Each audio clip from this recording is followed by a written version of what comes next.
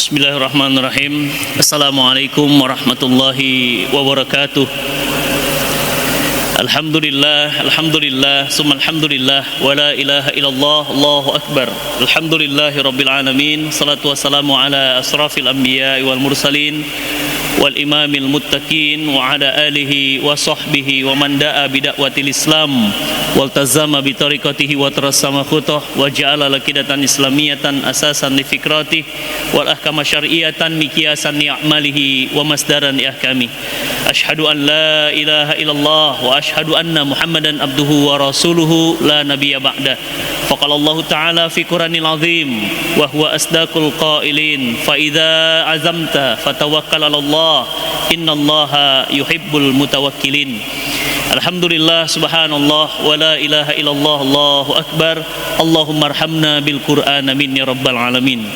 Alhamdulillah, segala puji hanyalah milik Allah, Rabb yang senantiasa dan selalu mencurah limpahkan keberkahan untuk kita, keselamatan untuk kita, perlindungan untuk kita. Bahkan sampai detik ini Allah Subhanahu wa taala masih melembutkan hati kita, meringankan langkah kita untuk bersujud, melaksanakan salah satu tanda-tanda kesyukuran kita kepada Allah Subhanahu wa taala, yakni salat subuh berjamaah di masjid yang kita cintai ini. Dan alhamdulillah Allah Subhanahu wa taala pula mengizinkan kita masih bisa menghirup udara dunia di tahun 2024. Tidak semua orang Allah izinkan ada di tahun ini. Salah satunya adalah ibunda kami tercinta. Mohon doa dari jamaah semuanya. Sekitar 15 hari yang lalu ibu saya wafat, berpulang pada Allah Subhanahu wa taala. Semoga Allah Subhanahu wa taala senantiasa melimpahkan seluruh ampunan kepada beliau, melapangkan kuburnya. Allah jadikan makamnya sebagai taman-taman surga, dan kita semua dikumpulkan nanti bersama-sama bertetangga di surganya Allah Subhanahu wa taala bersama baginda Nabi sallallahu alaihi wasallam. Jamaah yang dirahmati Allah, dan tidak terasa sekarang sudah masuk di bulan Rajab, bulan Allah. Bulan Rajab ini adalah bulan yang mulia, dan bulan Rajab ini menjadi pertanda bahwa kita sebentar lagi akan masuk bulan suci Ramadan. Allahumma barik lana fi Rajab wa Sya'ban wa balighna Ramadan. Ya Allah, berkahilah kami di bulan Rajab dan Sya'ban, sampaikan umur kami dengan bulan Ramadan. Jemaah yang dirahmati Allah, tidak semua orang Allah izinkan bertemu dengan bulan suci Ramadan. Tidak semua orang Allah beri kesempatan untuk mendapatkan momen spesial di bulan Ramadan. Bulan yang penuh dengan ampunan, bulan dilipat gandakannya amal-amal anak Adam, bulan di mana Allah Subhanahu wa taala menerima taubat-taubat anak-anak Adam, bulan di mana Allah Subhanahu wa taala bukakan pintu-pintu rahmatnya. Maka jamaah yang dirahmati Allah, teruslah kita bermohon pada Allah Subhanahu wa taala agar kita diizinkan, diberi kesempatan untuk bertemu dengan bulan suci Ramadan tahun ini. Jamaah yang dirahmati Allah, dan bulan Rajab adalah bulan pilihan Allah. Dia disebut dengan Sahrullah, bulannya Allah. Di antara 12 bulan ada 4 bulan pilihan, Rajab, Sya'ban, dan kemudian Allah pilih Muharram, dan Allah pilih pula bulan Muharram dan bulan Zulhijjah. Dan jamaah yang dirahmati Allah, maka dari sini kita jadi faham bahwa Allah Subhanahu wa taala tidak sembarang memilih bulan. Maka perbanyak amal soleh di bulan Rajab. Salah satu amal soleh yang baik dan terus dilakukan oleh baginda Nabi sallallahu alaihi wasallam adalah banyak berpuasa di bulan ini. Mudah-mudahan bulan ini kita pun banyak berpuasa, bersedekah, beramal soleh, karena menurut banyak para ulama, barang siapa yang beramal soleh di bulan ini, maka pahalanya Allah akan lipat gandakan. Dan barang siapa yang banyak bermaksiat di bulan ini, maka dosa-dosanya pun akan Allah lipat gandakan. Jamaah yang dirahmati Allah, bulan Rajab adalah bulan pertanda masuknya Ramadan. Berarti kita harus siap secara niat, secara mental, secara kesehatan. Kita harus siap menghadapi bulan Ramadan, dan kita berdoa mudah-mudahan saudara kita di Gaza, Palestina, mudah-mudahan saudara kita di Rohingya, mudah-mudahan seluruh saudara-saudara kita di seluruh penjuru dunia, Allah Subhanahu wa taala berikan kenyamanan, ketentraman, kesempatan untuk bisa menikmati bulan suci Ramadan. Jamaah yang dirahmati Allah, pada kajian subuh pada hari ini insyaallah kita akan membahas tentang tema dahsyatnya tawakal. Banyak di antara kita yang tidak faham, ternyata tidak mengerti apa sesungguhnya tawakal. Sering kita keluar dari rumah, kita bilang bismillahi tawakkaltu 'alallah la haula wala quwwata illa billahil aliyyil azim. Ya, tapi kemudian banyak yang tidak menyangka, tidak memahami bahwa ternyata tawakal ini efeknya dahsyat luar biasa. Bahkan menurut para ulama, tawakal itu adalah sebab dari datangnya rizki. Tawakal itu sebab dari datangnya rizki. Sebagaimana kita tahu, ya, sebab datangnya rizki itu bukan dari bekerja. Banyak orang yang bekerja tetapi dia tidak mendapatkan apa yang dia inginkan. Ada yang bilang kalau ingin dapat rizki itu bangun bisnis. Banyak yang sudah punya bisnis tetapi ternyata bisnisnya tidak mendatangkan rizki. Maka itu hanya merupakan wasilah atau jalan mendapatkan rizki, bukan sebab datangnya rizki. Dan para ulama mengatakan dahsyatnya tawakal, salah satunya adalah tawakal itu menyebabkan datangnya pintu, dibukanya pintu-pintu rizki. Dan nanti insyaallah sambil disiapkan alatnya, kita sekarang ya insyaallah menyiapkan materinya, dan bagi yang ingin mengcopy filenya nanti silahkan bisa minta ke DKM. Ya, kita akan membahas tentang tema dahsyatnya tawakal. Jamaah yang dirahmati Allah, kalau kita pernah membaca buku-buku di barat, ya, salah satu ada buku, ya, diterbitkan oleh seorang ateis di Amerika. Buku ini berjudul The Secret, ya, rahasia. Rahasia yang tidak diungkap oleh banyak tokoh-tokoh, oleh banyak penemu-penemu. Buku ini judulnya The Secret. Buku ini sudah terbit di jutaan eksemplar di seluruh dunia. Buku ini buku, ya, super mega bestseller. Apa isi bukunya? Bahkan sempat dibuat filmnya, bahkan di Indonesia juga dibuat, ya, filmnya judulnya Mestakung, ya, semesta mendukung. Apa isi buku The Secret ini? Ya, auzubillah min zalik. Ini buku banyak memurtadkan orang Islam. Ya, tetapi kita nggak sadar buku ini memurtadkan umat Islam. Kenapa? Karena buku ini mengajarkan bahwa, ya, bahwa yang namanya keinginan, ya, misalnya bapak-bapak di sini pingin ganti mobil, ya, mobilnya sudah tidak layak pakai, pingin ganti mobil, punya keinginan, ya. Bapak-bapak di sini juga pingin rumah, ya, rumahnya mungkin sudah tidak layak huni, ingin rumah yang lebih besar, ingin rumah yang lebih lega, ingin rumah yang lebih mewah, ya. Atau misalnya istri kita ingin apa? Jalan-jalan ke luar negeri, apa saja. Menurut buku The Secret, ya, yang ditulis oleh seorang ateis ini, dia bilang bahwa kalau kita menginginkan sesuatu, cukup kita memvisualisasikan dalam benak kita, menghadirkan apa yang kita inginkan itu di dalam benak kita. Jadi kalau misalnya tadi mobil, Pak, datang aja ke pameran mobil, Pak, kata buku ini. Jadi gimana caranya? Buka pintunya, mobil baru, duduk di dalamnya, ya. Jika perlu test drive, ya. Minta sama salesnya, Mas, minta tolong hari Senin jam 2 siang saya pingin test drive. Maka nanti mobilnya akan datang ke rumah, Bapak test drive. Semakin kita test drive, semakin kita visualisasikan, semakin kita rasakan dalam alam bawah sadar kita, kata penulis buku ini, universe, alam semesta itu akan nanti mengabulkan permintaan kita, dan maka mobil itu akan jadi milik kita. Ingat Pak, bukan Tuhan ya, universe. Apa itu? Alam semesta. Jadi mereka nggak kenal Tuhan. Yang mereka kenal ini alam semesta, ya, alam semesta. Mereka nggak tahu definisi apa itu Tuhan. Padahal alam semesta ini makhluk. Alam semesta ini diciptakan. Alam semesta ini ada batas. Alam semesta ini bergantung satu dengan yang lainnya.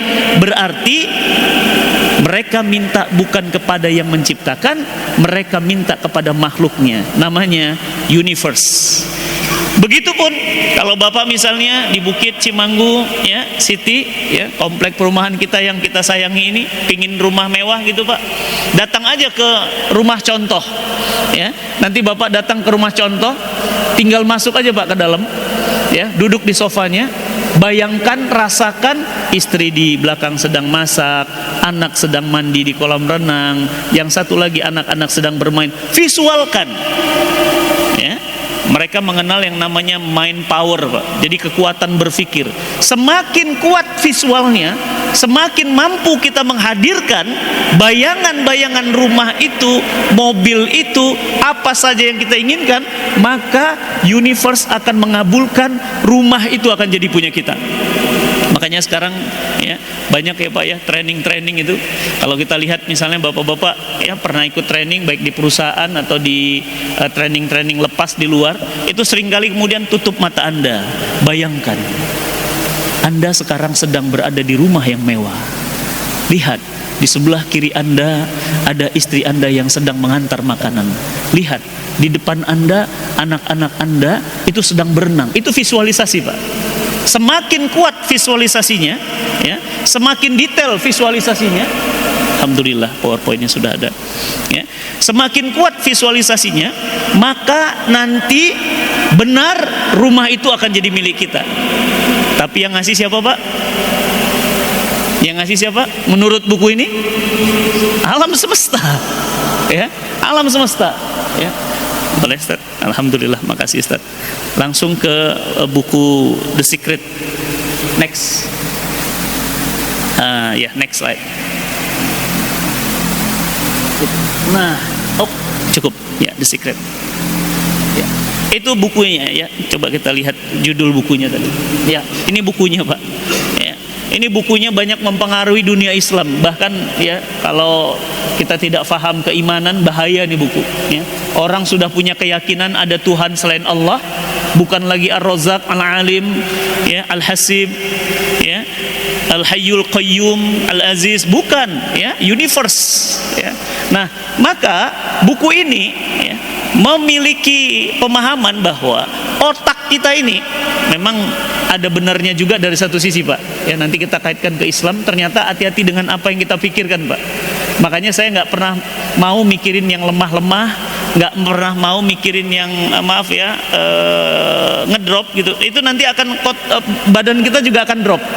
Ini pagi ini Pak, kalau Bapak berpikir kasur, bantal, itu ngantuk Pak. Ini pikiran, makanya hati-hati dengan pikiran. Dan ada hadisnya juga di dalam Islam ya.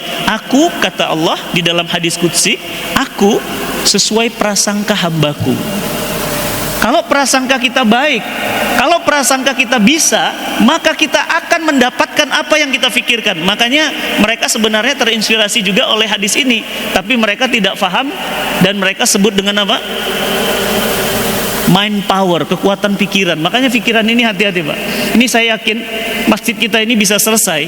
Ini karena semua pengurusnya, jamaahnya yang hadir di sini yakin bahwa masjid ini selesai. Beneran selesai Pak. Ya. Jadi jamaah yang dirahmati Allah, mohon doanya. Saya alhamdulillah sudah menyelesaikan pembangunan pesantren di Bintaro yang saya sering cerita, mungkin di sosial media sudah sering nonton. Itu nilai tanahnya Pak 100 miliar, wakafnya dari satu orang Pak.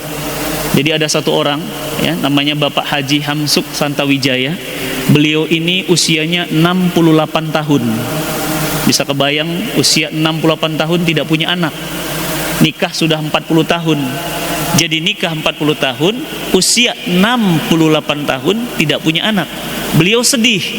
Sedih kenapa? Ustadz, kan kata Nabi, jika anak Adam meninggal dunia, seluruh amal ibadahnya, sholatnya, puasanya, bacaan Qur'annya putus kecuali 3 ya Ustadz ya. Dia tanya ke saya. Saya bilang, iya Pak. Yang pertama, anak soleh yang mendoakannya. Dia nangis Pak. Mohon izin, mungkin di sini ada bapak-bapak juga yang Allah uji belum punya keturunan. Nggak mudah Pak ya. Siapa yang nggak mau Pak punya anak ya? Saya punya anak 2. Anak yang pertama udah SMA kelas 2, mau naik kelas 3 yang pertama. Anak yang kedua itu kelas 1 SD. Jadi jaraknya 10 tahun. Ya, itu kan bukan mau kita Pak. Ya, mau kita berapa? Saya maunya 4, 2 laki-laki, 2 perempuan. Tapi Allah kasih begitu. Nah, beliau ini tidak Allah kasih. Sudah periksa ke Singapura, habis uang miliaran. Sudah ke Amerika, sudah ke Jepang, sudah kemana karena duitnya banyak Pak. Nah, apa kata beliau? Anak Adam meninggal dunia, putus seluruh amalnya kecuali 3 kan Ustadz? Iya, yang pertama anak soleh yang mendoakan. Beliau nangis Pak. Dia bilang apa? Berarti saya nggak punya pahala jariah dong Ustadz.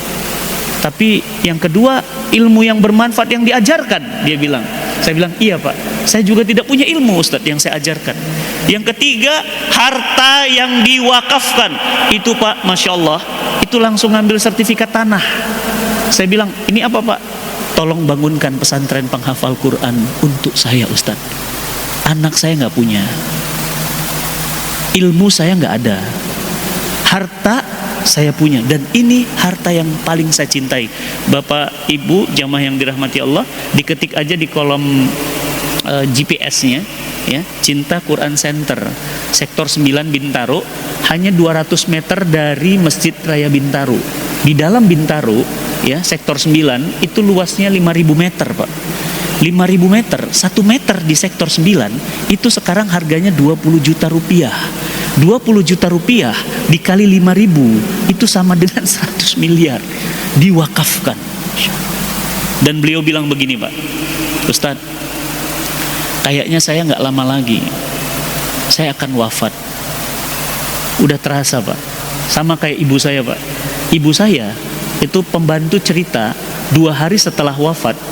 Pembantu saya cerita, Ustadz, nenek pernah cerita. Apa kata nenek? Pembantu ibu saya 2, 1 suster, 1 lagi yang bantu di rumah. Wati, nanti bulan Desember Wati berhenti bekerja, gak usah kerja lagi. Ya Allah Nek, Wati salah apa? Kata pembantu ibu saya. Wati salah apa Nek? Kok nenek pecat Wati? Enggak ada salah. Pokoknya bulan Desember Wati gak usah kerja lagi. Nenek udah sembuh, nenek udah jalan. Coba, itu ngomongnya Oktober akhir. Dan benar, bulan Desember ibu saya tidak perlu pembantu lagi, tidak ada sakit lagi, tidak ada kursi roda lagi. Ibu saya tanggal 26 Desember beliau wafat, dimakamkan di daerah Tanah Baru Bogor, hanya 5 menit dari rumah kami. Dan itu terjadi.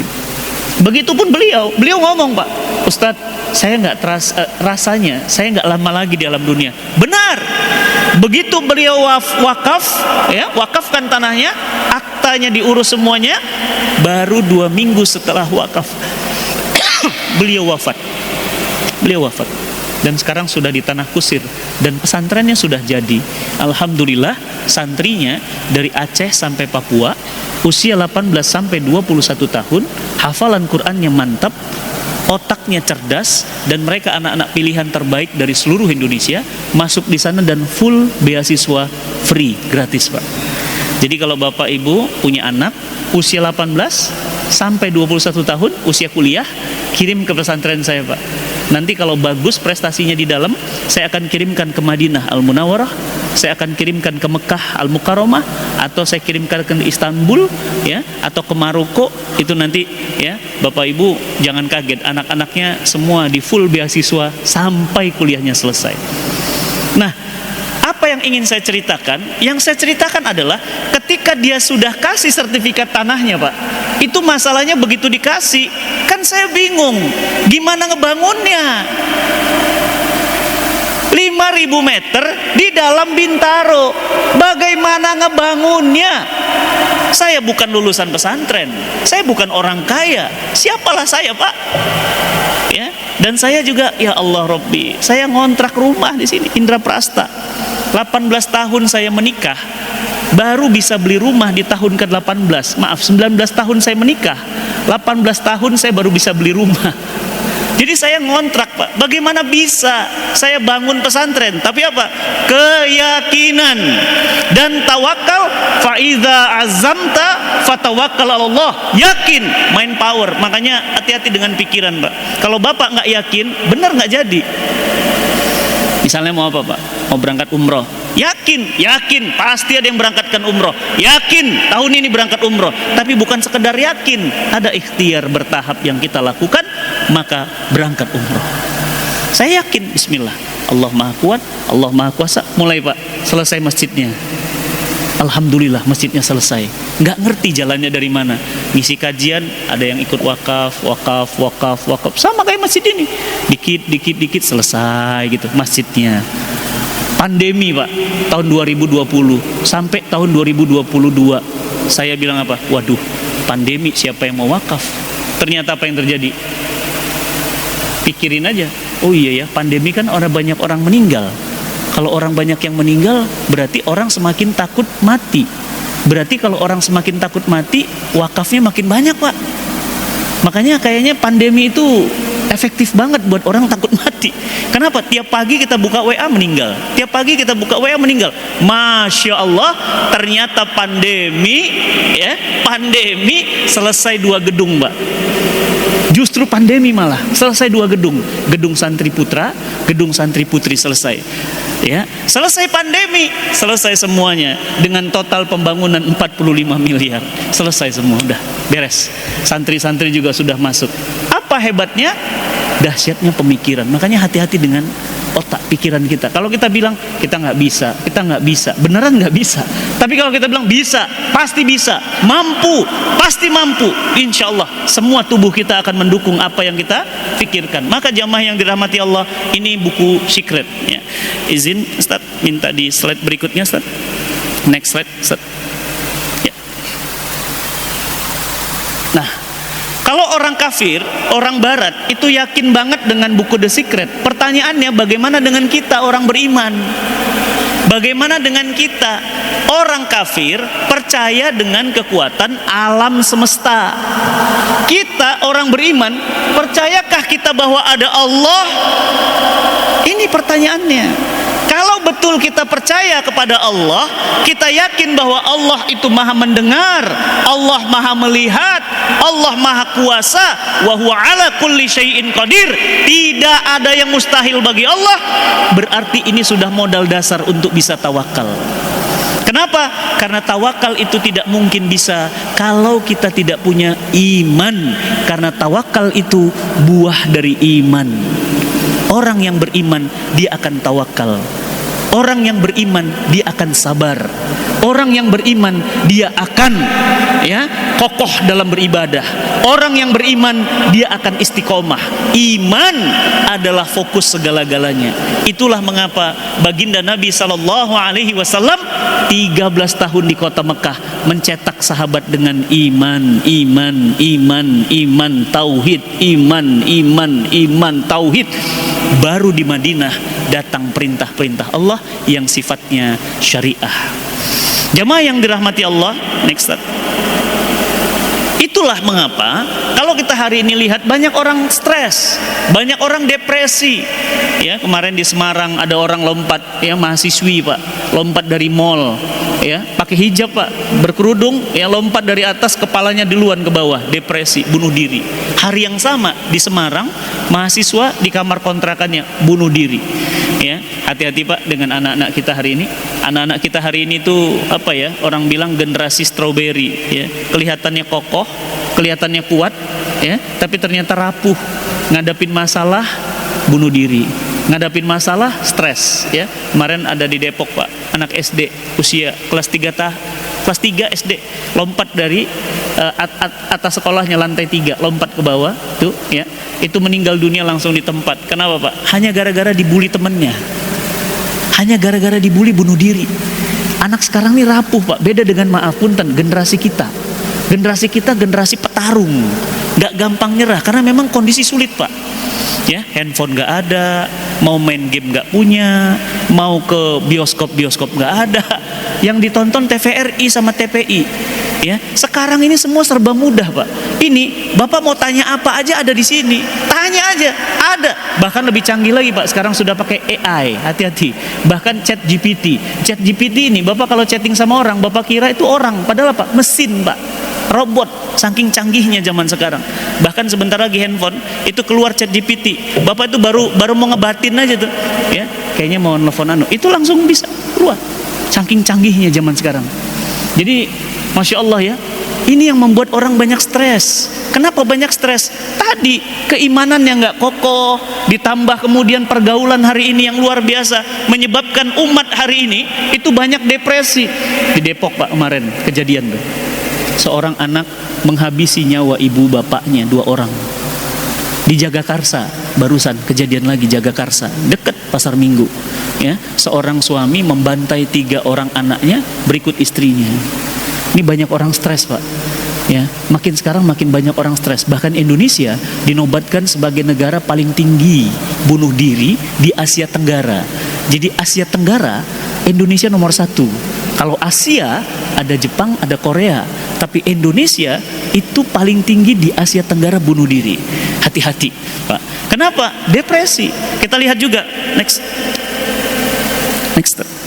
Ya, kita lihat lagi kantor juga begitu, ya. Boleh Ustaz, saya pegang aja Ustaz. Ya, kantor juga gitu Pak. Pak, jujur saya tanya Pak, Bapak masih sering pakai ATM? Kayaknya jarang ya Pak. Ya, apalagi mohon maaf ya yang umur apa milenial ya, usia masih 40-an seperti saya. Saya kartu ATM saya sudah hilang Pak. Udah nggak pernah pakai ATM. Kenapa? Karena di sini udah ada semua. Mau bayar, saya pakai QRIS Pak. Sudah. Mau isi e-tol, saya tinggal tempel di sini NFC. Mau transfer, saya tinggal di ujung jari. Jadi nggak perlu pakai kartu ATM Pak. Makanya sekarang mesin-mesin ATM banyak yang tutup. Kenapa? Orang udah nggak pakai lagi kartu ATM. Jangankan kartu ATM, karyawan bank aja udah banyak dipecat. Kenapa? Ya tadi stres, ya. Stres karena sudah tidak ada apa? Sudah tidak lagi. Mundur gimana Ustaz? Mundur Pak. Karena sudah tidak ada lagi kantor Pak.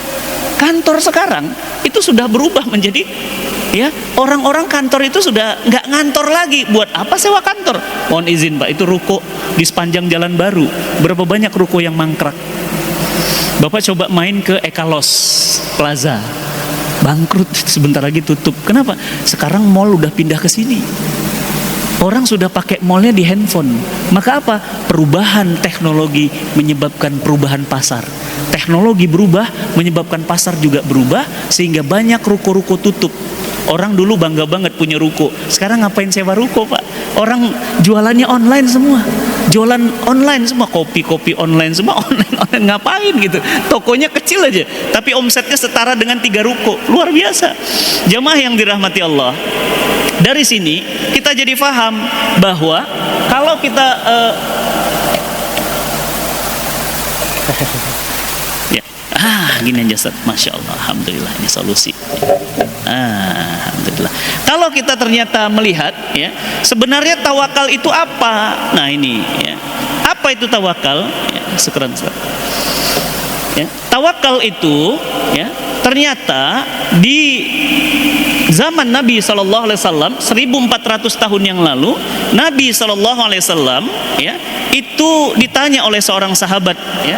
Sahabat bertanya, "Ya Rasulullah, jika ada unta di depan rumahku, apakah unta ini diikat dulu kemudian bertawakal?" Maka kemudian Nabi menjawab, "Ikatlah dan tawakallah." Perhatikan apa kata Nabi, ikatlah dan tawakallah.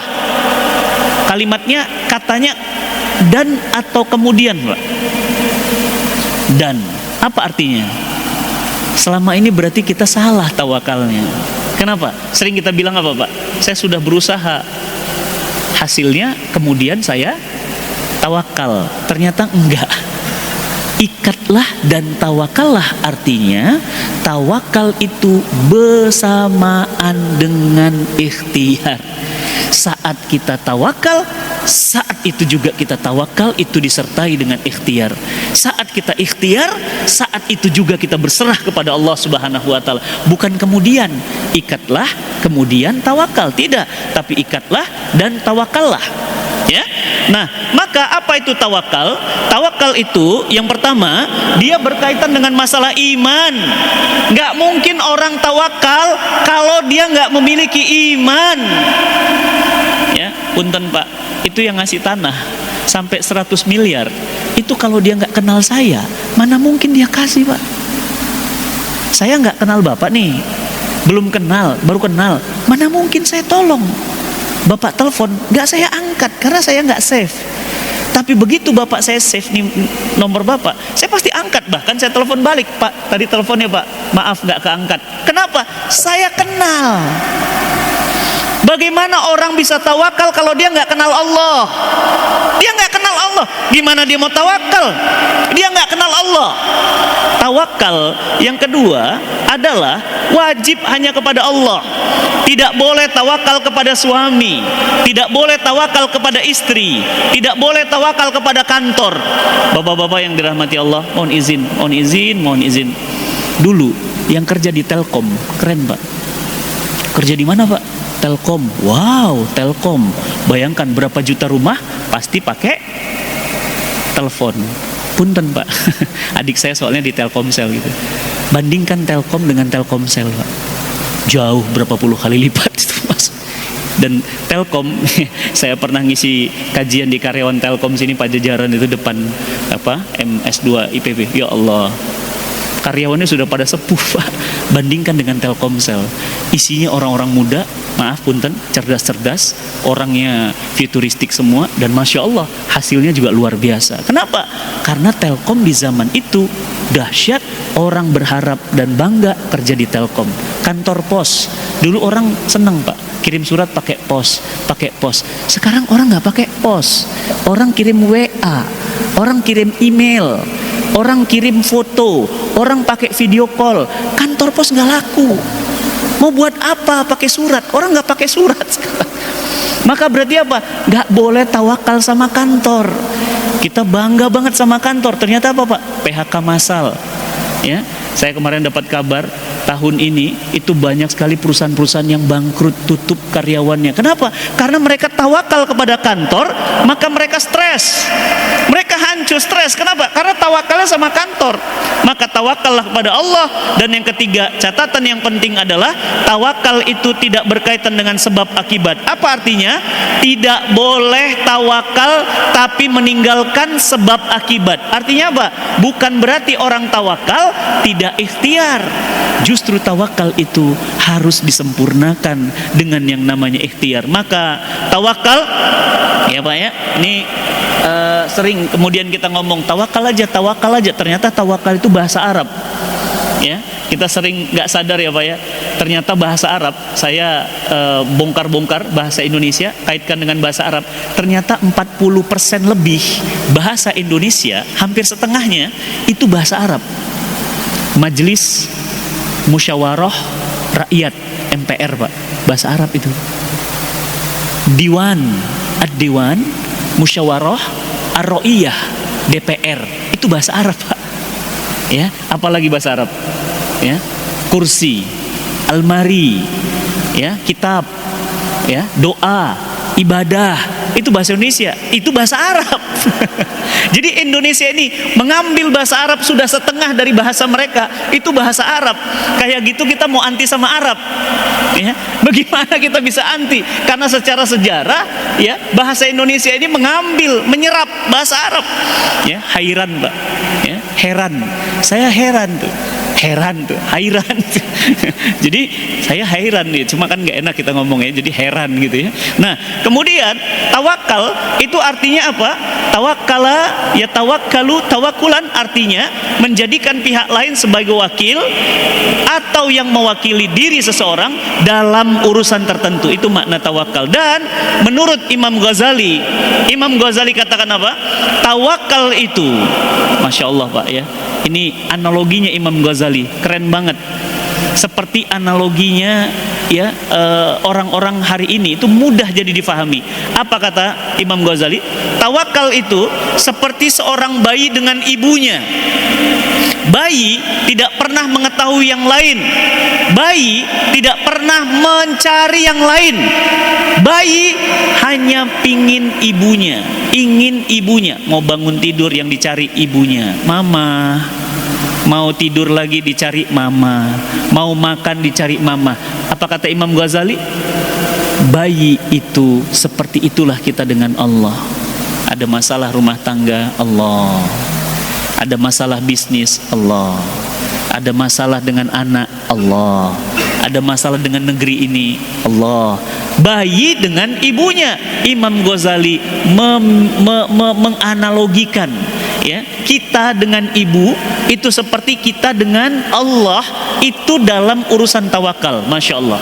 Makanya Bapak Ibu ya, kalau ada urusan apa-apa kan dikit-dikit, ya Allah ini gimana ya Allah, hamba bingung nyekolahin anak besok, ya Allah ini gimana ya Allah, tanah sebelah ini mau dibebaskan misalnya, berapa harganya, tapi engkau maha kaya ya Allah. Itu tawakal ya. Nah kemudian Imam Al-Alusi, ini seorang ulama besar juga, beliau mengatakan tawakal itu sikap menampakkan kelemahan, ketergantungan pada yang lain, serta merasa cukup hanya dengan aktivitas yang diperlukannya. Artinya apa?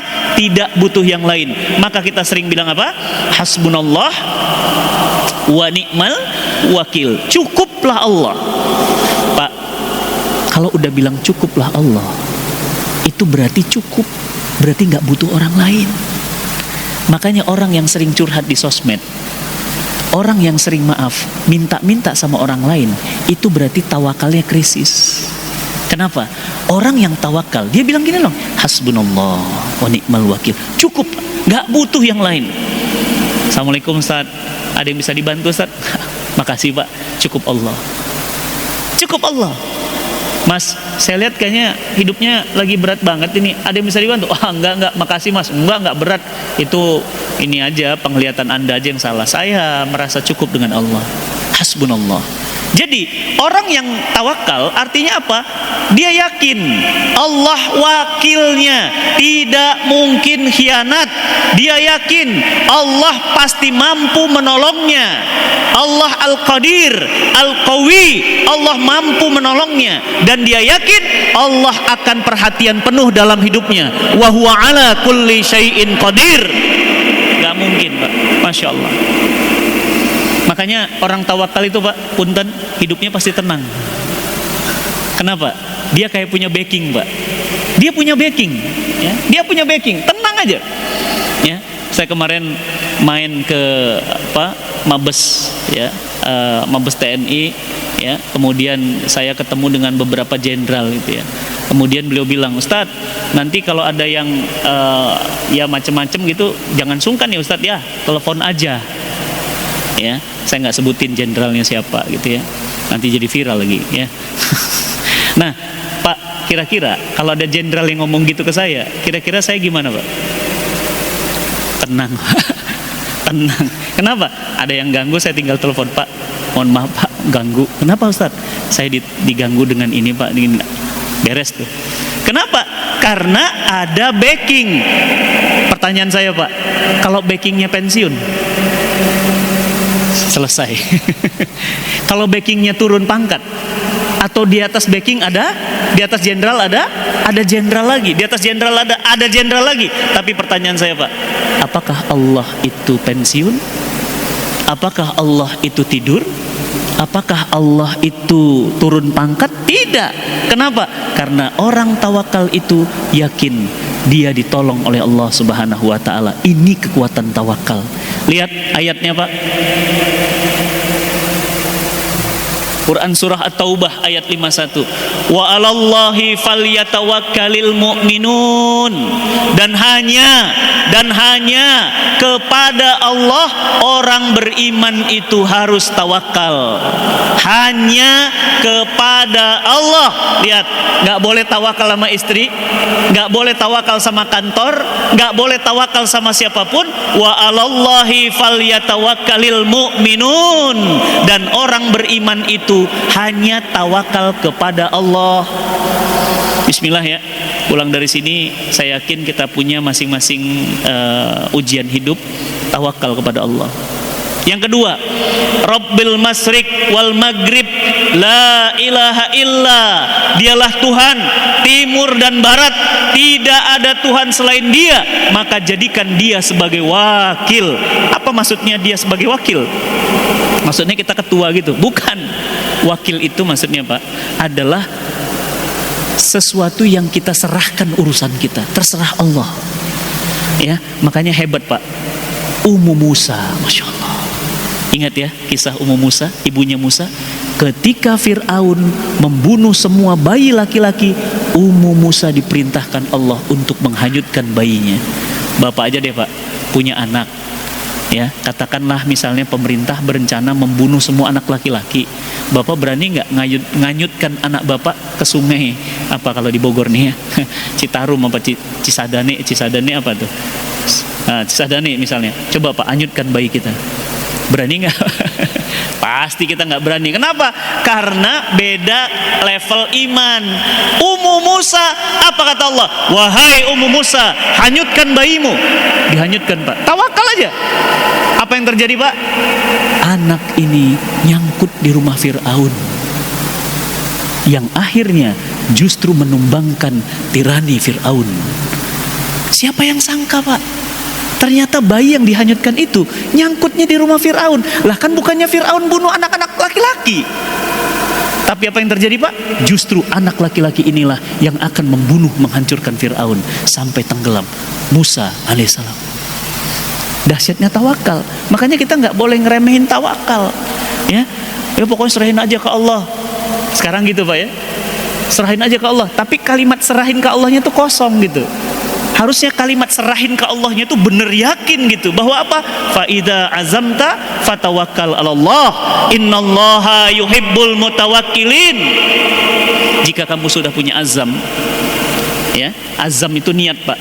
Nih lihat, ternyata tawakal itu bersamaan dengan niat. Jadi pada saat kita sudah mau melakukan sesuatu, niatnya azam, bismillah. Ya. Kemarin ada imam Ustaz, ya. Imam Masya Allah di masjid mana gitu ya, sholat tuh indah banget bacaannya.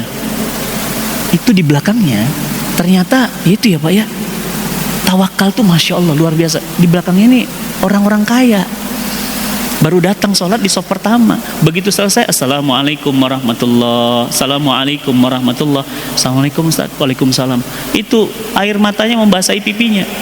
Bacaannya enak banget Ustaz. Alhamdulillah Pak. Maaf Ustaz, udah berangkat umroh belum? Ustaznya nangis gantian. Belum Pak. Doakan saya Pak, pingin banget umroh. Apa kata yang belakangnya Pak? Berangkat Ustaz sama keluarga. Diberangkatin sama keluarga Pak. Padahal Ustadz ini baru ngomong apa? Ya Allah Ustadz, pingin banget Ustadz Fatih saya berangkat umroh. Ngelihat Ustadz Fatih itu baru sebelum sholat Pak, ngelihat Ustadz Fatih itu berangkat umroh tuh saya pingin banget. Saya bilang apa? Udah Mas, ya, karena masih sebaya. Antum kan ngerti, bacaan Quran antum bagus, serahkan sama Allah total. Allah yang kirim. Bener Pak, begitu selesai sholat langsung diberangkatkan. Itu langsung sujud, bangun lagi sujud. Bukan cuma sendiri Pak, sekeluarga. Itu Itu dahsyatnya tawakal. Maka tawakal ini ya, itu Allah yang mengatur semuanya. Makanya doa kita apa? Bismillahi tawakkaltu 'alallahi la haula wala quwata illa billah. Tidak ada daya, tidak ada upaya kecuali hanya Allah. Dan yang pertama, apa dahsyatnya tawakal? Orang yang tawakal itu yakin Allah akan cukupkan. Makanya sering ya Pak ya, kita bingung ya sama ayah-ayah kita, punten di sini, bapak-bapak kita, punten Pak, bapak kita cuma lulus SMP, cuma lulus SD, cuma maaf ya Pak, cuma petani kampung, anaknya Pak, orang-orang hebat hari ini, bapaknya orang desa biasa. Kenapa? Hebatnya bapak kita urusan tawakal.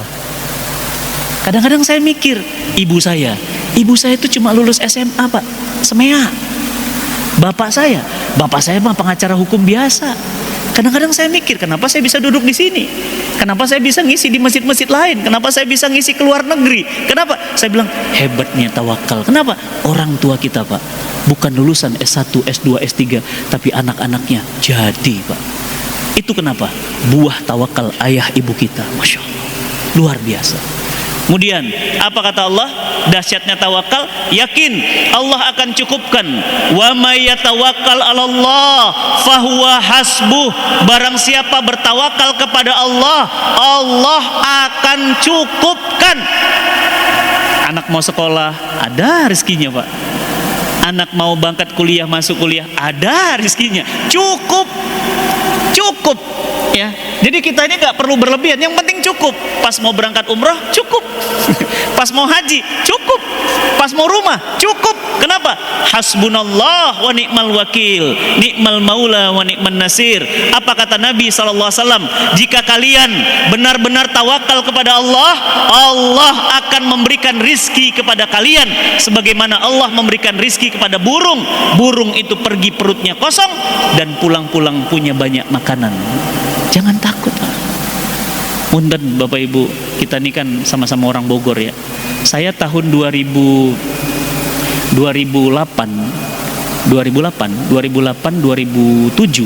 saya pernah jadi tukang jualan buku di pinggir Masjid Alumni IPB Pak, yang sekarang berubah jadi Botani.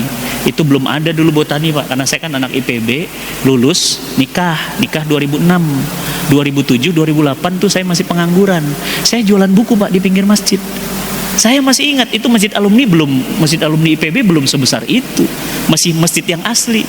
Saya ingat banget Pak, saya diusir sama pengurus masjidnya karena ada ustadz besar mau datang, jadi mau disterilkan. Terus saya jualan di pinggir masjid, bukan di dalam masjid. Kalau di dalam masjid, di pinggir masjid. Saya ingat banget itu. Saya diusir sama pengurus masjidnya, dibilang apa? Mas, geser dulu Mas bukunya. Dan gesernya bukan pakai mulut Pak, pakai kaki. Dan saya masih ingat orangnya, alhamdulillah orangnya masih hidup. Ya, buku saya ditendang Pak. Mas, geser Mas. Ini ada ustadz mau datang, tolong di. Saya bilang, Pak, jangan gitu Pak. Di dalam buku ini banyak ayat-ayat Quran. Iya, kamu dari tadi diingatin suruh geser, kamu nggak bisa. Ya, saya terpaksa pakai kaki. Saya masih ingat Pak. Saya tatap matanya, saya ingat wajahnya. Saya bilang, makasih Pak. Tapi Bapak perlu tahu, istri saya lagi hamil Pak. Saya jualan buku untuk menghidupi anak istri saya Pak. Saya jualan buku Pak 2007-2008 Cidangiang. Kontrakan saya di Cidangiang. Ini Botani Square ya, itu turun tuh Cidangiang Pak. Saya kontrakan di situ. Dia bilang Pak, nggak peduli. Waktu berlalu waktu Pak. Hari berganti hari, tahun berganti tahun. Tiba-tiba, Assalamualaikum Ustadz Fatih. Mohon banget Ustadz berkenan ngisi kajian di masjid kita nih, Masjid Alumni IPB. Kan Ustadz alumni IPB juga. Oh iya Pak, insya Allah. Ngisi dong Pak. Ternyata pengurus masjidnya beliau, dan beliau sudah sepuh. Beliau bilang, maaf Pak Ustadz, kok saya kayaknya kenal sama Pak Ustadz ya? Saya bilang, iya Pak, saya ingat Pak. Dalam hati saya, ingat banget sama lu. Lu kan yang ngusir gua dulu. Waktu berganti waktu Pak. Cuma kan saya nggak enak ngomong, Bapak dulu pernah ngusir saya, buku-buku saya Bapak tendang karena ada ustadz besar mau datang kan. Dan sekarang Bapak minta saya untuk ngisi di masjid Bapak. Saya bilang, bismillah Pak, saya siap. Nggak ada dendam Pak. Udah ngisi, sampai sekarang ngisi rutin. Ya, cuma saya nggak pernah ngomong Bapak. Nggak pernah ngomong saya, Pak, saya masih sakit hati banget sama Bapak. Kenapa? Bapak itu nendang buku saya. Nggak. Kenapa? Makanya jangan pernah ngeremehkan orang Pak. Orang yang kita remehkan hari ini, satu saat kita akan berhutang dengan orang itu. Saya masih ingat Pak, 2009 saya pindah di Cihelet Pak. Ya, Cihelet itu ke belakang, itu dekat Semakbo. Sebelum Semakbo itu ada sebelah kiri namanya Gang Salim. Saya pernah ngontrak di sana Pak. Ya, sebulannya cuma 300.000. Rumah apa itu Pak? Kamar mandi. Ya, istri saya hamil. Saya jualan kerupuk Pak. Kerupuk kulit ikan patin. Sekitar 2008 2009 tuh ya. Itu saya jualan kerupuk kulit ikan patin. Pindah dari Cidangiang, saya pindah ke Gang Salim di Jalan Cihelet. Sampai sekarang Gang Salimnya masih ada, cuma saya belum lihat lagi rumahnya masih ada apa enggak. Nah, saya jualan kerupuk Pak. Itu kerupuk kulit ikan patin. Jadi ikan patin itu dagingnya diambil di filet, kulitnya itu diambil dijemur. Kalau sudah kering, itu digunting, dimasukin, digoreng, dimasukin plastik pakai lilin. Saya masih ingat itu, masukin lilin itu, ya, hidung saya sampai hitam, ya, sama istri berdua itu ngelilin gitu Pak. Ya, saya masukin itu, ya, dari mulai warung-warung di semua Cihelet, masuk pakai motor Pak. Motornya masih ada itu, Astrea Grand, ya, pakai jeronjong Pak. Jadi di belakang tuh kerupuk, masuk ke warung-warung. Saya masih ingat banget. Ada warung seafood, ya, sekarang udah dibubarkan ya, di depan kampus Pakuan, ya. Mudah-mudahan yang jualannya nggak ada di sini ya. Saya cerita gini rupanya orangnya di sini. Nah, itu saya ingat banget. Saya mau masukin kerupuk Pak. Biasanya sebelum saya masukin kerupuk, saya bawa sampel dulu. Sampelnya di plastik gitu. Ternyata kerupuk ini kan enak. Kerupuk kulit ikan patin itu kan gitu. Nah, saya lupa nutup. Jadi kerupuknya masuk angin. Si bapak ini warungnya kan rame memang itu di depan kampus Pakuan itu, pas di hooknya itu, pertigaan itu. Saya bilang, Pak, izin Pak, boleh masukin kerupuk ke sini? Dia diem aja. Saya bilang, izin Pak, boleh Pak. Coba sini tes dulu kerupuknya. Dibuka Pak plastiknya, dimakan Pak. Nyor, amem kalau kita bilang. Pak, saya masih ingat Pak, kerupuk saya dibuang, kerupuk saya diinjek-injek, dan dibilang apa? Kalau masukin kerupuk itu yang benar. Ini tahu nggak? Ini warung rame. Kalau kerupukmu masuk angin nanti malu yang jualan di sini. Waduh, saya bilang, ini bapak kenapa ya? Sakit kali? Mungkin lagi stres. Marahnya luar biasa Pak. Saya sampai diliatin orang Pak. Demi Allah saya masih ingat itu. Ya, apa kata bapaknya? Lain kali jangan kesini lagi. Sana jualan kerupuknya. Wah, itu sakitnya luar biasa Pak. Sakitnya luar biasa. Saya masih ingat itu. Saya kutipin kerupuk itu Pak. Dan saya bilang sama bapak itu, saya bilang, Pak, jangan gitu Pak. Bapak boleh marah sama saya, tapi nggak gitu caranya Pak. Diam, dia ngeliatin saya masih ingat, saya nangis Pak itu. Saya masukin Pak kerupuk-kerupuk yang ditumpahin itu. Saya pulang, hari berganti hari Pak. Tahun berganti tahun. Ya. Sekarang dia sudah tidak jualan di situ lagi. Sekali saya pernah ketemu, saya sudah, alhamdulillah Allah berikan izin, saya punya mobil, saya lewat, dia masih jualan di situ bersama istri. Saya bilang sama istri, Mi, ini bapak itu Mi. Siapa Bi? Abi nggak pernah cerita. Siapa Bi? Dulu waktu Abi jualan kerupuk, waktu kita jualan kerupuk, bapak ini pernah nginjek-nginjek kerupuk Abi. Shh, udah jangan dendam. Enggak, cuma ini aja bilang, kok kayaknya orang sombong banget ya. Orang merasa dia yang mendatangkan rizki, padahal rizki datang dari Allah, Ar-Razak. Bapak Ibu yang dirahmati Allah, ya, maka hari ini nggak boleh kita bilang bahwa Pak, rezeki susah, yang halal aja, yang haram aja susah, apalagi yang halal. Ini kalimat-kalimat orang yang tidak beriman kepada Allah. Jangan kalah sama burung Pak. Burung keluar perutnya kosong, pulang-pulang nggak ada makanan. Kalau burung aja bisa dikasih rizki, apalagi kita S1, S2, S3. Jangan kalah sama Samsung Pak. Samsung udah S2 3 sekarang. Ya, kita kalah sama Samsung Pak. Kuliah tinggi-tinggi, malu jualan, ya, malu ikhtiar. Ayo Mas, itu ada stand jualan buku. Malu Pak, saya S2 jualan buku. Ya, mental. Itulah kenapa kemudian rizki nggak datang. Kenapa? Karena rizki itu Pak kayak cicak Pak. Coba lihat cicak. Alhamdulillah ini masjid nggak ada cicak, bersih berarti. Kalau ada cicak Pak, ya cicak ini kan boleh dibunuh ya, dianjurkan dibunuh. Ya. Cicak, coba perhatikan ada lagunya kan, cicak-cicak di dinding, diam-diam merayap. Yang datang siapa Pak? Nyamuk. Pertanyaan saya, nyamuk ada sayapnya? Cicak punya sayap?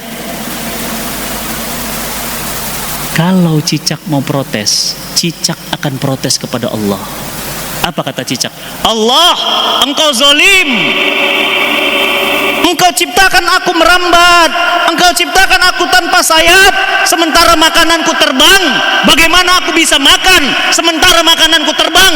Engkau Allah, engkau zalim. Mungkin kita akan bilang begitu Pak, tapi apa kata Allah? Wahai cicak, aku yang menciptakan seluruh alam semesta. Aku tahu yang terbaik bagimu cicak.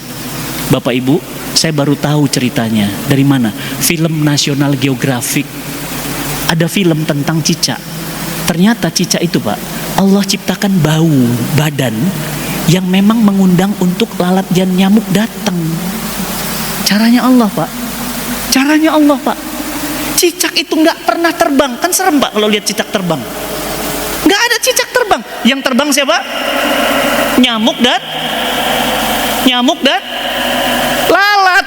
Ternyata apa? Ternyata bau tubuh cicak itu menyebabkan lalat dan nyamuk yang datang. Maka ada lagunya, hap lalu ditangkap. Apa pelajarannya?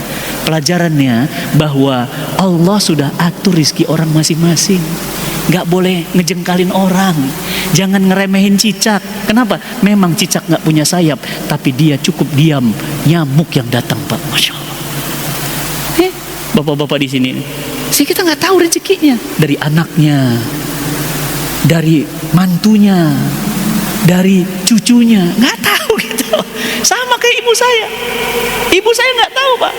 Coba ibu saya ibu rumah tangga biasa. Kemarin waktu meninggal dunia, itu Masjid Al Muslimun penuh, ya, parkiran penuh, karangan bunga, Allahu Akbar. Itu satu pesantren saya Pak, 5.000 meter, itu isinya bunga semua. Nggak tahu dari mana-mana, dari perusahaan, dari pribadi. Ya Allah, saya masuk, ya Allah ini karangan bunga banyak banget. Saya bilang, ya Allah mudah-mudahan ibu saya seneng gitu, banyak yang doain. Masya Allah, itu pesantren 7 hari yasinan, tahlilan, itu nggak ada berhentinya Pak. Tamu banyak ini insya Allah, Masya Allah. Saya nggak ngerti dari mana. Ya mungkin rezeki ibu saya melalui anaknya, nggak tahu gitu. Maka jemaah yang dirahmati Allah, dahsyatnya tawakal yang kedua, bahwa tawakal itu menjadikan Allah itu bersama kita. Yakin Allah bersama kita. La tahzan, innallaha ma'ana. Yakin Allah bersama kita. Nih Pak, perang Yarmuk. Perang Yarmuk ini nggak main-main Pak. Romawi lawan pasukan Islam. Romawi itu negara adidaya di zamannya. Bahkan Romawi dinobatkan menjadi nama surah di dalam Al-Quran, Ar-Rum. Bayangin hebatnya Romawi lawan pasukan Muslim. Pasukan Muslim cuma 45.000, pasukan Romawi 240.000. Bayangkan Pak. Tapi apa yang terjadi? Pasukan Rum hancur berkeping-keping oleh pasukan Islam dipimpin oleh Khalid bin Walid. Mu'alaf Pak. Mu'alaf, pemimpinnya baru masuk Islam. Apa kata pemimpinnya? Betapa banyak pasukan Rom dan betapa sedikit jumlah kita. Betapa sedikit jumlah pasukan Rom dan betapa banyak jumlah kita. Kekuatan sebuah pasukan tidak dinilai dari jumlahnya, tapi dinilai dari pertolongan Allah padanya. Maka hancur pasukan Rom dengan pasukan Khalid bin Walid, ya, pada saat perang Yarmuk. Apa pelajarannya? Yang menolong tuh Allah. Bukan suami kita yang nolong, bukan bos kita Pak yang nolong, Allah. Kenapa? Allah tegaskan dalam Al-Quran, ya, iyansurkum Allah, ya. Saya minta izin, ini huruf alifnya kehapus, ya. Iyansurkumullah fala ghalibalakum. Jika kamu ditolong oleh Allah, maka tidak akan ada yang mampu mengalahkan dan menghina kamu. Masya Allah. Ini ayat Pak. Ini ayat nguatin kita, nguatin saya Pak. Nguatin banget. Apa kata Allah? Jika kamu sudah ditolong Allah, maka tidak akan ada yang bisa menolong dan mengalahkan kamu. Kalau Allah udah turun tangan, Pak, Bapak cuma naik tangan, Allah turun tangan, Pak. Udah naik tangan aja, Allah turun tangan. Ya, nah maka jamaah yang dirahmati Allah, yang ketiga, apa dahsyatnya tawakal? Orang yang tawakal dia akan kerja optimal, dia akan ikhtiar maksimal, dia akan kerja yang benar-benar kerja. Kenapa? Karena orang tawakal tidak akan pernah bisa meninggalkan ikhtiar.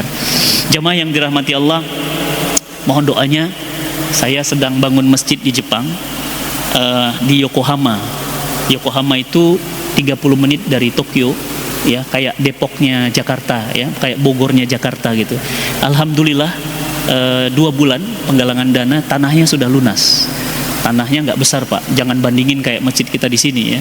Di sana masjid itu kecil-kecil, ya. Tanahnya kita kemarin 400 meter, harganya 8 miliar. Alhamdulillah sudah lunas. Sekarang kita tinggal pembangunan masjidnya. Pembangunan masjidnya butuh dana 30 miliar. Bagi jamaah semua yang ingin ikut wakaf, silahkan nanti kunjungi aja Instagramnya Masjid As-Solihin Yokohama. Kenapa Ustadz bangun masjid di sana? Karena Jepang itu, Pak, sekarang pertumbuhan perkembangan Islam paling pesat di dunia. Jadi paling banyak umat Islam baru itu di sana. Dan ternyata apa? Orang Islamnya banyak masuk, ya, Islam, tapi masjidnya nggak ada, masjidnya dikit. Makanya apa? Kita bangun masjid di sana. Bapak Ibu yang dirahmati Allah, saya ingin cerita apa? Orang Jepang itu kalau sudah kerja sangat optimal. Coba kemarin mereka gempa, Pak, 7,6 skala Richter. Itu kuat, Pak. Kuat itu. Dan Masya Allah, nggak ada heboh-heboh. Nggak ada heboh-heboh, ya. Nggak ada heboh-heboh. Yang dipegangnya itu malah apa, Pak? Akuarium. Yang dipegangnya TV. Bukan lari. Kenapa? Karena rumahnya itu udah didesain, ya, anti gempa, ya. Kalau kita, Pak, gempa, sudah bisa jadi rubuh semuanya. Kenapa? Karena memang mereka serius untuk bangunan. Mereka punya kereta api tercepat, Pak, ya. Itu 16 tahun dari mereka dibom Hiroshima Nagasaki. Hiroshima Nagasaki itu dibom 9 Agustus. Kita merdeka 17 Agustus. Sama, Pak, sama-sama 45. Kan 9 Agustus dibom Hiroshima Nagasaki. Kan saya sudah ke museum Hiroshima Nagasaki. Memang ngeri banget, Pak. Amerika tuh kejamnya luar biasa. Itu bomnya, namanya Fat Boy itu meledaknya bukan di tanah, Pak, di langit. Jadi panasnya itu merata gini. Dan itu efek radiasinya 7 turunan. Ada yang cacat, ada yang kulitnya hancur. Itu 7 turunan hancur gara-gara Amerika itu. Amerika itu ngebom itu Fat Boy, itu bomnya meledaknya di langit, bukan di ini. Kalau yang Nagasaki di tanah, kalau yang Hiroshima itu di atas langit. Jadi panasnya itu ngerata gitu. Lebih kejam lagi, Pak, itu kayak direbus orang, dibakar, dipanggang hidup-hidup. Saya sudah ke museumnya. Dan apa yang terjadi, Pak? Itu mereka 9 Agustus dibom, ya, 9 Agustus dibom 1945, ya. Tahun sekitar tahun 60-an, 63 saya kalau nggak salah, mereka sudah punya kereta api tercepat di dunia dan tidak pernah kecelakaan, Pak. Belum pernah saya dapat kabar Shinkansen itu kecelakaan, belum. Bandingkan dengan KRL kita, Pak, kemarin baru kejadian tuh, tabrak apa istilahnya, tabrak kambing gitu, ya. Nah, baru kemarin, Pak, makanya bingung mereka. Kenapa? Kok bisa pesawat Jepang Airlines itu nabrak pesawat kecil? Itu baru terjadi kemarin itu. Mereka aja bingung gitu. Kenapa? Artinya mereka itu kerjanya tuh serius. Belum pernah, ya. Saya alhamdulillah saya sudah 6 kali ke Jepang gitu, ya. Belum pernah saya dapat kabar, ya, Jepang itu kecelakaan kereta api, ya, atau kecelakaan pesawat. Belum pernah, Pak. Saking detailnya mereka kalau sudah urusan kerja, ya. Dan mereka itu sudah punya namanya Tokyo Skytree, Pak. Ya, bismillah nanti ada rezeki main ke Jepang, Pak. Itu ada namanya Tokyo Skytree. Itu tingginya 680 meter. Monas itu cuma 100 meter. Ya, mereka punya gedung menara itu tingginya 7 kali Monas dan dibangun di atas tanah sering gempa. Coba bayangkan. Itu gimana, Pak? Membangun menara tinggi, tertinggi di dunia di atas tanah yang sering gempa. Itulah Jepang. Makanya saya tuh bingung gitu ya. Mereka bukan orang beriman, mereka bukan mengenal surga dan neraka, mereka ateis, mereka nggak ngerti Tuhan, tapi mereka sungguh-sungguh dalam urusan kerja. Ya, mabuk Pak. Saya pernah jam 3 keluar, jam 4 keluar Pak, menjelang subuh. Saya jalan aja gitu. Itu orang masih pakai jas, masih pakai dasi, mabuk, megang botol di pinggir jalan Pak. Tapi kerja jam 9, on time, masuk jam 8.30 udah datang Pak. Orang Jepang itu. Padahal mabuk tadi. Saya tanya sama mereka, Ustaz, memang mereka mabuk Ustaz. Jam 4, jam 5 mereka masih tidur. Coba deh, janjian meeting besok paginya jam 9. Jam 9 kurang 15 udah datang Pak. On time. Dan penerbangan paling on time di seluruh dunia bukan Garuda, bukan penerbangan Inggris, bukan Amerika. Penerbangan paling on time di dunia, penerbangan dari Jepang. On time benar. Ya, kita jam berapa Garuda berangkat? 5.30. Iya, 5.30 itu baru masuk pesawat atau baru take off? Itu 5.30-nya ternyata baru ngantri di dalam. Belum lagi ngantri mau terbang. Karena saking banyak yang mau terbang. Jadi terbangnya jam berapa? 6.15 baru terbang. Ya, jadi luar biasa mereka itu kerjanya optimal. Mereka nggak kenal Allah. Maka jamaah yang dirahmati Allah, mari pulang dari sini bismillah, tawakal kepada Allah. Allah akan turunkan pertolongan untuk kita. Dahsyatnya tawakal, yang pertama, Allah tidak akan biarkan kita sendirian. Allah akan tolong, Allah akan kabulkan hajat-hajat kita. Tidak perlu minta pada universe, minta kepada Allah Subhanahu wa taala. Itu yang ingin kami sampaikan di majelis yang mulia ini. Mudah-mudahan Allah Subhanahu wa taala senantiasa meridhoi kita, merahmati kita, dan menolong kita untuk mendapatkan hajat-hajat kebaikan kita dalam kehidupan kita. Silahkan jika ada yang ingin didiskusikan, kita bahas tentang materi dahsyatnya tawakal. Jika ada pertanyaan, jika tidak ada berarti cukup. Silahkan Pak. Nggak ada ya? Baik, kalau tidak ada ya, nanti bismillah ya, di luar sana itu ada minuman herbal ala Nabi Pak. Masya Allah, itu minuman yang isinya madu, buah tin, zaitun, kurma, habatus sauda, jahe. Semua yang ada di Quran di Sunnah ada di dalamnya. Dan yang kedua, di sana ada box sedekah. Jadi Bapak Ibu boleh ngambil box itu gratis. Untuk apa? Untuk teman sedekah subuh, kenceleng. Nanti box itu dikumpulkan ya, ditelepon, nomornya ada di sana. Silahkan ditelepon. Hasil dana yang terkumpul digunakan untuk menghantar hidayah. Dan yang ketiga, ibu saya sebelum wafat itu beliau buat air daun bidara Pak. Jadi daun bidaranya airnya sudah diruqyah, kita bacain Quran. Itu bagus banget untuk kemudian membantu kita untuk serangan bangsa jin ya. Anak-anak mungkin sering malas sekolah, malas sholat ya, malas baca Quran, itu tinggal disemprot-semprotkan saja. Alhamdulillah banyak yang ngasih testimoni, enak banget Ustadz, semenjak pakai ini saya nggak pernah mimpi buruk, saya nggak pernah emosi nggak stabil dan yang lainnya. Silahkan nanti didapatkan di luar. Itu produk ibu saya. Mohon doanya Bapak Ibu yang dirahmati Allah. Ibu saya sudah wafat, tetapi Masya Allah banyak ya kenangan-kenangan indah kita tentu ya, terutama bapak-bapak yang sudah ngerasain sama dengan saya, yang sudah tidak punya ibu, rasa rindunya luar biasa, rasa kehilangannya luar biasa. Dan mudah-mudahan seluruh amal-amal ibadah kita, seluruh amal-amal soleh kita mengalir abadi untuk ibunda dan ayahanda kita tercinta. Mari sama-sama kita kirimkan Al-Fatihah untuk kedua orang tua kita.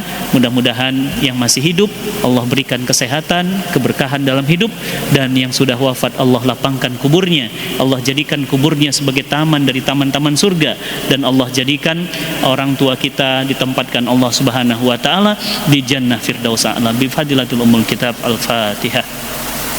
A'udzubillahi minasyaitonir rajim. Bismillahirrahmanirrahim. Alhamdulillah. Rahmanirrahim. Maliki yaumiddin. Iyyaka na'budu wa iyyaka nasta'in. Ihdinas siratal mustaqim. Shiratal ladzina an'amta 'alaihim. Amin amin amin ya rabbal alamin. Jazakumullah khairan wal afu minkum. Assalamualaikum warahmatullahi wabarakatuh. Subhanakallahumma wa bihamdik, asyhadu an la ilaha illa anta, astaghfiruka wa atubu ilaik. Assalamualaikum warahmatullahi wabarakatuh.